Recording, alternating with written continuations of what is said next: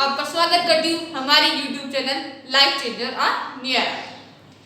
Students, जैसे कि आप जानते हैं ये सीरीज है हमारी CSIR UGC net part A पर बेस्ड, यानी कि general aptitude based.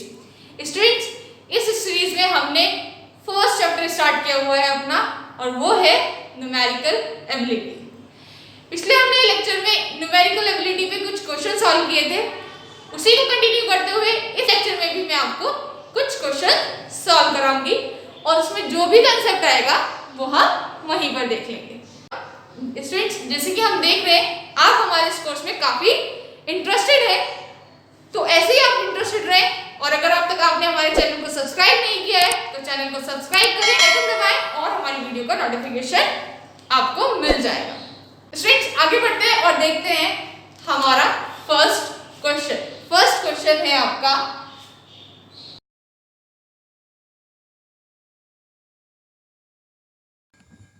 the difference between square of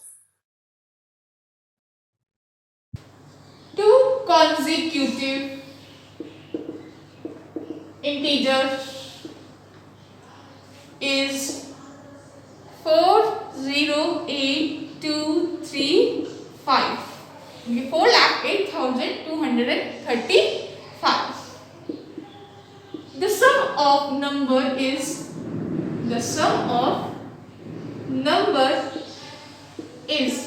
sum क्या होगा आपका नंबर का?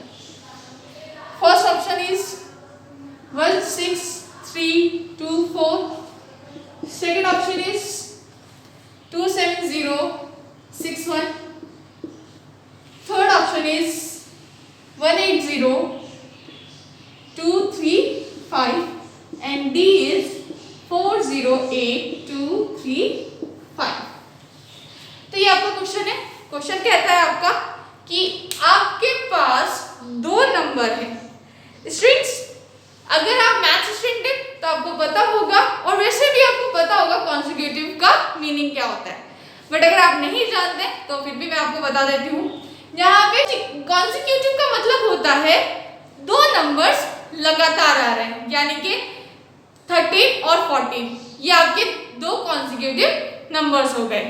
लाइक 28, 29, यानी कि जस्ट बाद का नंबर, एक नंबर जो आ रहा है उसके जस्ट बाद जो दूसरा नंबर आ रहा है उसे कॉन्जिक्यूटिव बोलते हैं। तो यहाँ पे आपको दो ऐसे इंटीजर्स देखने हैं जिनका स्क्वायर का डिफरेंस ये है, तो उनके सम का डिफरेंस क्या होगा। स्टूडेंट्स, प्रीवियस वीडियो में हमने स्क्वायर का एक क्वेश्चन किया था और वहां पे एक प्रॉपर्टी यूज हुई थी, वो प्रॉपर्टी मैं आपको बता चुकी थी। यहाँ पे भी हमारा स्क्वायर की एक प्रॉपर्टी लगती है, वो प्रॉपर्टी क्या है वो प्रॉपर्टी मैं आपको बता देती हूँ। स्क्वायर की प्रॉपर्टी ये कहती है कि अगर आपके पास दो नंबर हैं, अगर आपके पास दो नंबर हैं, एग्जाम्पल लेते हैं। एग्जाम्पल है आपके पास, लाइक आपके पास है 23 एंड 22।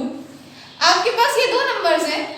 अगर आप क्या करेंगे, इसका स्क्वायर करें, 23 का स्क्वायर और इसका स्क्वायर करो, 22 का स्क्वायर।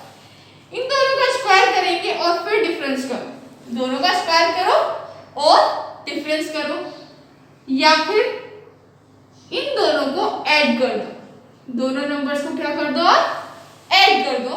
तो यहाँ पे आपका जो आएगा ये रिजल्टेंट और ये रिजल्टेंट सेम होता है, यानी कि आपका यहाँ से आ रहा है 45, तो इन दोनों को जब आप सब्ट्रैक्ट करोगे तो यहाँ से भी क्या आएगा 45 ही आएगा। ये एक स्क्वायर की प्रॉपर्टी है कि अगर आप स्क्वायर दो डिजिट दिए हुए हैं आपको, कॉन्जिक्यूटिव डिजिट, कंडीशन उसमें क्या है, दोनों कॉन्जिक्यूटिव इंटीजर्स होने चाहिए।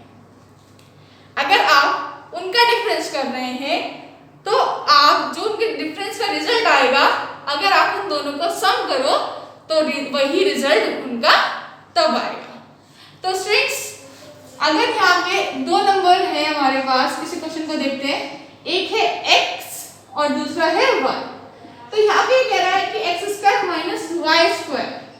कंडीशन यहाँ पे आप ये लगा सकते हैं कि जो x है वो ग्रेटर देन है y के।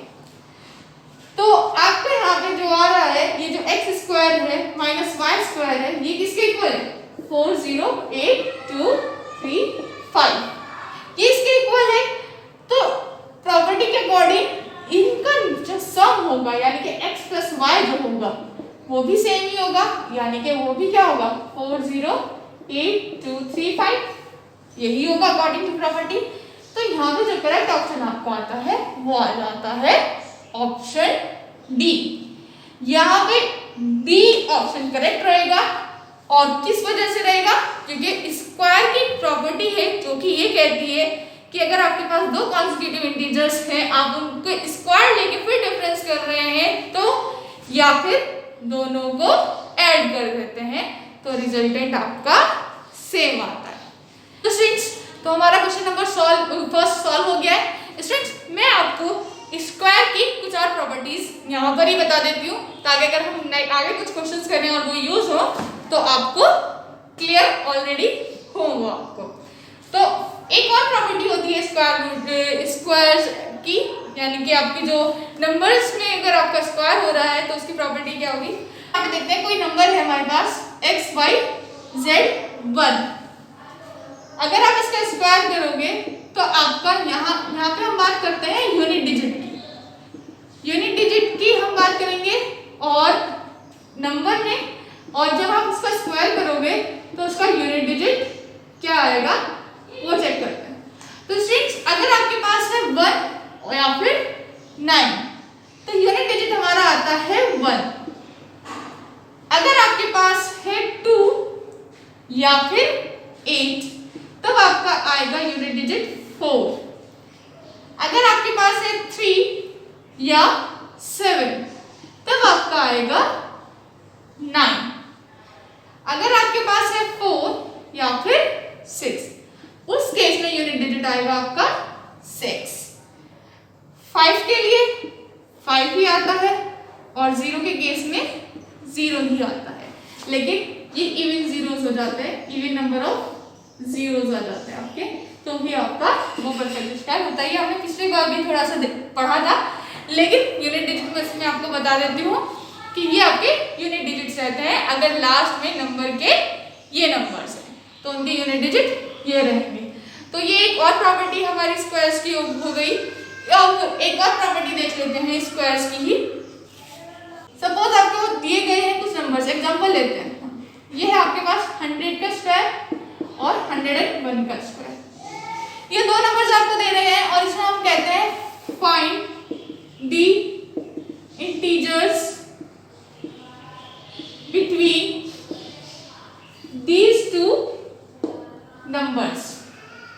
इन दोनों नंबर्स के बीच में कितने इंटीजर आएंगे। Find the number of integers between these two number. इन नंबर्स के बीच में कितने इंटीजर्स आएंगे आपके अब वो कैसे पता लगाएंगे। इसमें हम देखते हैं जो आपका स्मॉलेस्ट नंबर होता है ये भी दो कॉन्जिक्यूटिव नंबर्स के बीच में ही लगता है और इसमें हम देखते हैं हमारा स्मॉलेस्ट नंबर क्या है। यहाँ पे आपका जो स्मॉलेस्ट नंबर है वो है 100। आप 100 को 2 से मल्टीप्लाई कर दो। 100 को जब हम 2 से मल्टीप्लाई करेंगे तो हमारे पास क्या आएगा 200। तो फ्रेंड्स यहाँ पे जो आपके 100 का स्क्वायर और 101 का स्क्वायर इन दोनों नंबर्स के बीच में जो आपके नंबर्स होंगे वो 200 नंबर्स होंगे। These two numbers have 200 numbers in between them।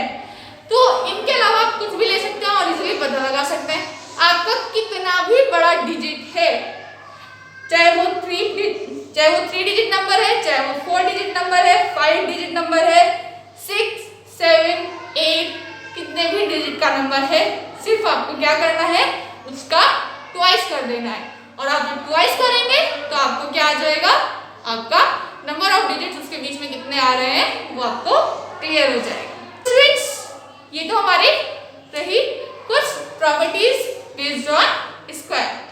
आगे बढ़ते हैं और देखते हैं सेकंड क्वेश्चन।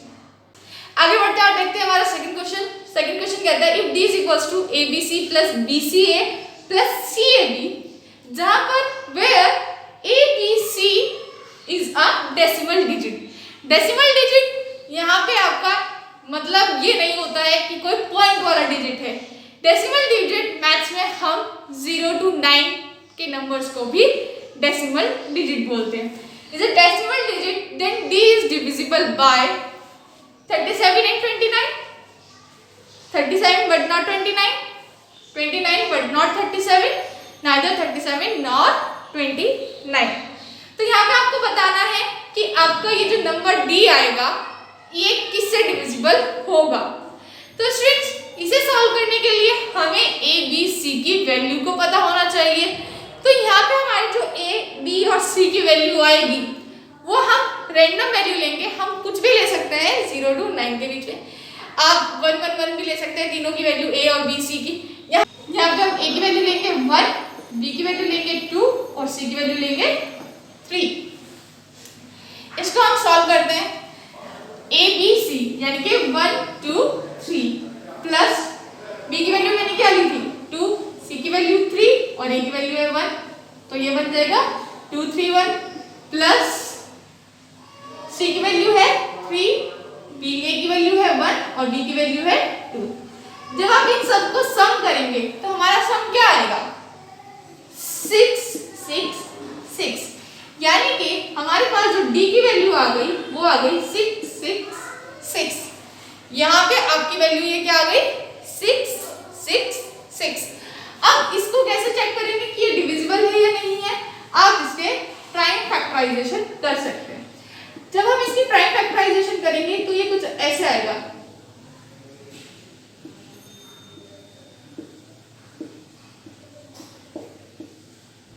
ये यहाँ पे आपका अब आ गया हमारे पास 1 1 1।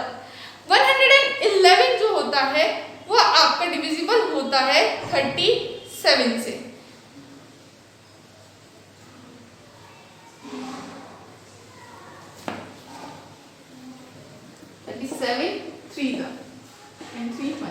तो यहाँ पे अगर आप देखें तो यहाँ पे आपका ये जो फैक्टर आ रहा है 37 फैक्टर आ रहा है किसका 666 का। प्राइम फैक्टराइजेशन हम इसीलिए करते हैं ताकि हम उसके फैक्टर्स को फाइंड आउट कर सके। तो यहाँ पे आप देखोगे कि 37 आपका फैक्टर हो रहा है 666 का। तो यहाँ पे हम कहेंगे और यहाँ पे सिर्फ 37 आ रहा है 29 नहीं आ रहा है, तो हम यहाँ पे कहेंगे कि हमारा ये जो है d जो है वो डिविजिबल है 37 से तो डिविजिबल है बट 29 से डिविजिबल नहीं है, क्योंकि आपका क्वेश्चन में यही पूछा था कि वो 37 और 29 से डिविजिबल होगा या नहीं होगा, क्योंकि चारों ऑप्शन आपके इसी बेस्ड है। यहाँ पे कहता है कि वो 37 और 29 से डिविजिबल है, यहाँ कह रहा है 37 से डिविजिबल है बट 29 से डिविजिबल नहीं है। नेक्स्ट कहता है 29 से डिविजिबल है 37 से डिविजिबल नहीं है, और डी ना ही 37 से डिविजिबल है और ना ही 29 से डिविजिबल है। तो इसका करेक्ट ऑप्शन हमारा निकल के आता है बी। तो स्टूडेंट्स इस तरीके से आप इस क्वेश्चन को सॉल्व कर लेंगे। आई होप आपको क्लियर हो गया होगा। ये क्वेश्चन आपका काफी इजी क्वेश्चन है और इजीली आप इसे सॉल्व कर पा रहे हैं। ये तो रहा हमारा क्वेश्चन नंबर 2। स्टूडेंट्स अगर हमारी वीडियो आपको पसंद आई हो तो लाइक करें, कमेंट करें और अपने दोस्तों के साथ शेयर करें। बेनिफिट आप अकेले क्यों लें, फ्रेंड्स को भी बेनिफिट दें, उनके साथ भी हमारे चैनल को शेयर करें। स्टूडेंट्स हम अगली वीडियो में इसी के बेस्ड कुछ और क्वेश्चंस करेंगे। तब तक के लिए thank you and have a nice day.